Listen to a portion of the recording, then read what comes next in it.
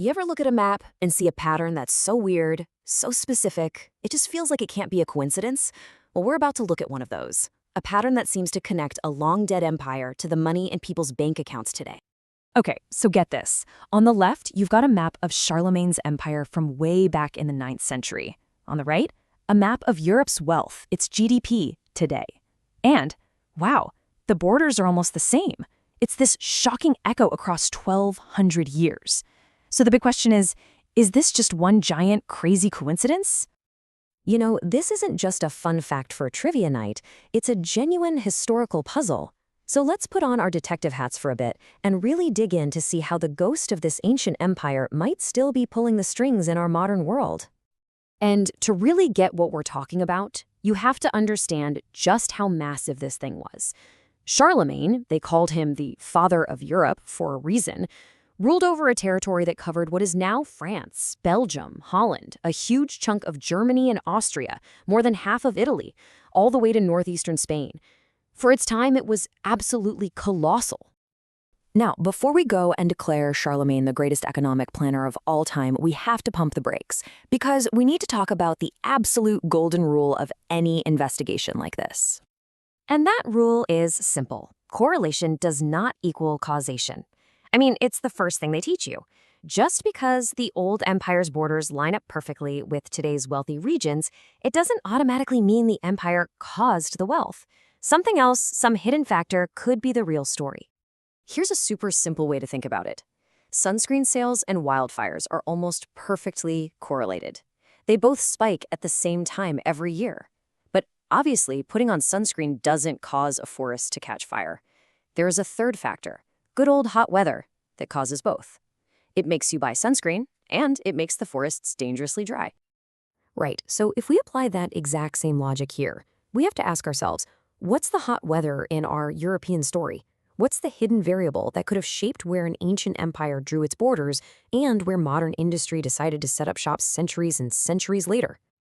Well, the most obvious place to start looking for that answer is something that hasn't changed much in 1,200 years.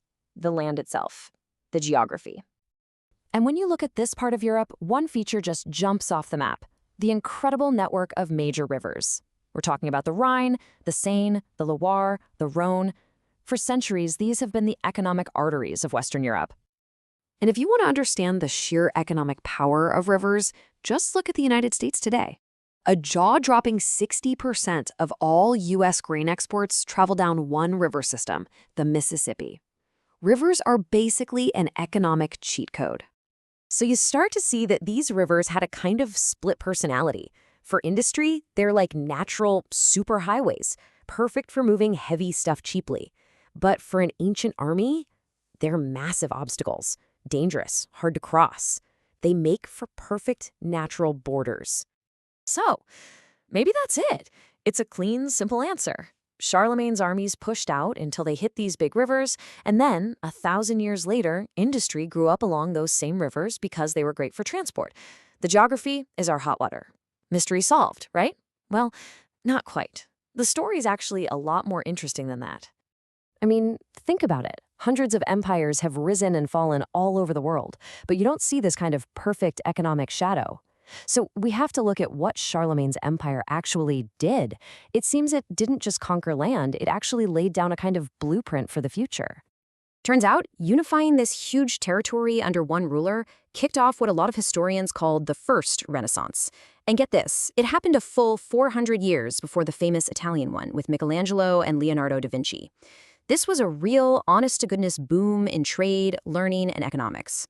Historians like Adrian Verhulst point out that because the empire was unified, cities didn't have to be totally self-sufficient anymore. They could actually become codependent, specializing in making one thing really well, like cloth or tools, and then trading for everything else they needed. And this stability created a lasting blueprint. Suddenly, you had cities that specialized, trade networks you could rely on, and huge farms that could support people who weren't farmers. And here's the key part.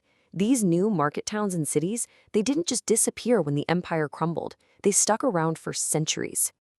But we have to be honest here. This boom in culture and trade wasn't all just beautiful manuscripts and skilled artisans. It was bankrolled by something much, much darker. One of the Carolingian Empire's most profitable exports was human beings, slaves, captured from the lands they conquered along the empire's fringes. These people were sold mostly to the Arab world in Spain and the Middle East. And as barbaric as that is, the profits were enormous. That money directly funded many of the empire's achievements. And it had another effect. It reopened vital trade routes to the east, letting silk, spices, and new ideas flow back into Europe. So where did some of that money go? Well, into something that would pay off for centuries: education. See, after Rome fell, literacy just fell off a cliff, and local languages were changing so fast people couldn't understand each other. So Charlemagne set up schools to teach a standardized language, medieval Latin, to all the nobles and priests. This created a unified ruling class that could communicate and run things across the continent for hundreds of years.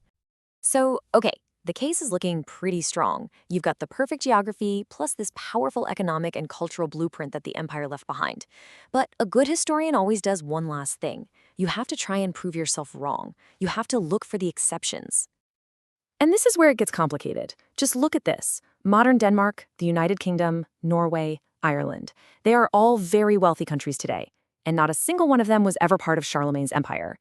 In fact, he had to make peace with the Danes to stop their Viking raids. These are major holes in our theory. So what does this all mean in the end?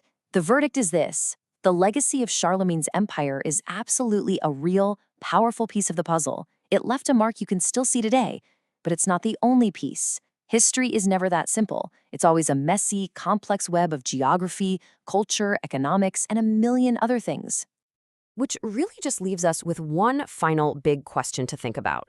If the ghost of a 1,200-year-old empire can still be traced on a modern economic map, what other invisible forces from our deep past are quietly shaping the world you and I are living in right now?